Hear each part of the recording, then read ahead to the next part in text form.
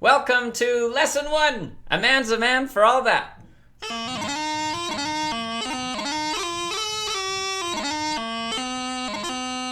Here in Lesson 1, we're going to cover just this first little bit of music so you can get it under your belt. Then we'll head on to Lessons 2 and 3. If you want, check out all the lessons. Click on my workshop link below, as well as I got some sheet music there that I highlight so you know exactly which section I'm working on. So here in Lesson 1, our pickup notes are low A and our B. We won't worry about the embellishments. I'll add them in a moment. So we're just going to start off on that low A. So bottom hand, usually the right hand. Pinky fingers up. Top hand, all the fingers are covering the holes, including the thumb at the back. Our pinky finger of our top hand typically isn't used. So that's our starting position. And then we're going to go into a D throw. So we're on the low A. We lift up one finger up to the B. Now we go into our D throw. Again, we're going to put that D throw and the embellishments on pause for a moment. We'll come back to it. So if we're not doing the D throw, we're just going from B to D. So we have to drop down that pinky finger and lift up all the other fingers of the top hand. So after that D, as you just heard, we go up to the E, back to D. So from that D to E transition, that's a busy transition. If you're new to the pipes, this is one of the tougher transitions back and forth. So this worth pausing the video and working on that a little bit. So we're on the D. We have to lift that pinky finger, drop all the other fingers of the bottom hand, and at the same time we lift up the ring finger of the top hand. So that's a busy transition. Once you can do that without too many crossing noises, you know you're good to go. So a couple more notes here that we'll add in those D throws. Actually, that's all we're doing. Those couple notes are going to come in Lesson 2. So again, check out the link below if you want to hop into Lesson 2. But here we're going to add in, we just got one G grace note and a couple D throws to talk about. So our first grace note is on the very, very start of the tune, that first pickup note. G grace note, top finger up and down.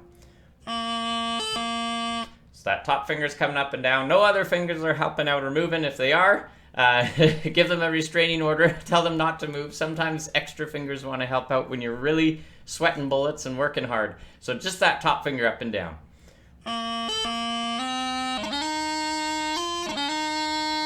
So that's what it's going to sound like with those D throws. So we do our G grace note on the low A. We go up to the B like we did before. Now we have the D throw. And there's a few different D throws out there. I teach the heavy D throw. So that's what I do. So that's what I'm going to teach. If you already do a light D throw, don't panic. Just keep doing the way you've learned. And those are acceptable too. But I like the sound of the heavy D throw. So that's what I do.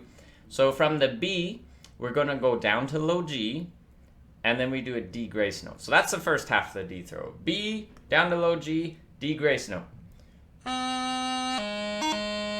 So we have to hear that first low G sound. We do the D grace note, top finger of the bottom hand goes up and down. We hear the second low G sound. Here it is again.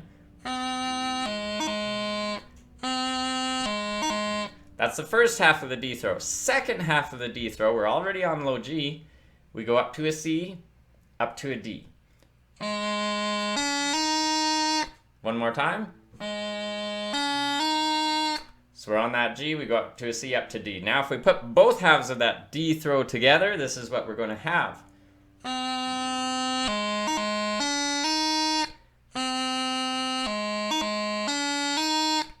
And this is the slow motion version, so don't panic quite yet.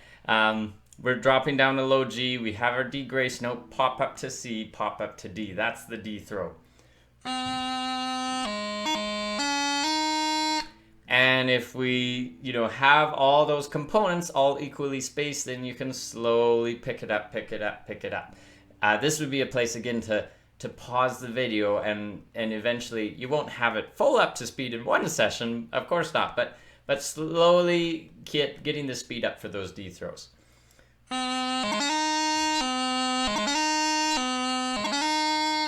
So the D throw, and then our second D throw, pretty much the same thing, only we're going to start on the E.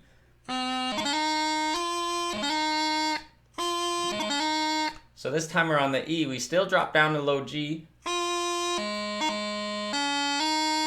Still drop down a low G. This time we have to drop down the ring finger of the top hand and the pinky to get there. Do our D grace note, pop up to C, pop up to D. So let me just play again here with embellishments, and then I'll do without embellishments, and we'll do just a quick, I don't want to overwhelm your brain with a bunch of music theory, but just a quick little bit on timing where the downbeats are falling here. So here is with embellishments, just this little lesson one chunk.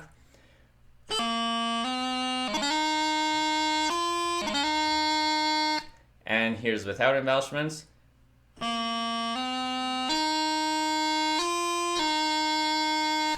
So we just have this little chunk of music, but if we are tapping our foot or even highlighting or circling where the downbeats are, it's a 2-4 time signature. So we can see the 2 above the 4. That tells us 2 beats in each bar. A bar is the space of music between 2 vertical lines. And we have 2 beats happening in every bar. And the 4 tells us the quarter note gets the beat. So in this, in the very, very, very first bar, we only have 2 16th notes. 2 16th notes make up 1/8 note. If your brain is crying out for oxygen, I apologize. But the main thing is that that pickup note doesn't actually happen on a downbeat. That pickup note happens on the upbeat. So if we were tapping our foot, that pickup note would happen on the upbeat when our toe is up in the air.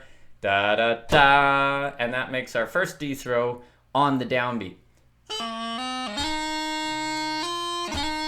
And the second D throw is on the second downbeat of that bar. So circle those 2 Ds or those 2 D throws, and those are the 2 downbeats in the bar. You'll also notice that first D has a little dot beside it, and its corresponding 8th note it's attached to, that E, has a little extra dash. So that tells us that first D throw is a little bit longer than the following E note. Whereas the second D throw, it's going to be the same length as the following low A note, which we'll get into in lesson 2. So again, sometimes it's good to chat about the rhythm. If it's too much cognitive overload, it just helps to just listen to how it sounds. So I'll just play that through, no embellishments, a couple times, and with embellishments a couple times, just so you can hear the rhythm of it. And that's often, hearing and playing is often one of the best ways to get that rhythm, but it can be helpful to at least circle or highlight those downbeats. And again, we have 2 downbeats in each bar for our 2-4 time.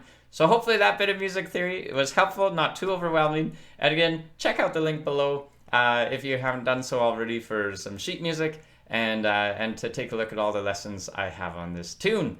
So here's a couple more times without embellishments, then with embellishments, and then I'll see you in lesson 2.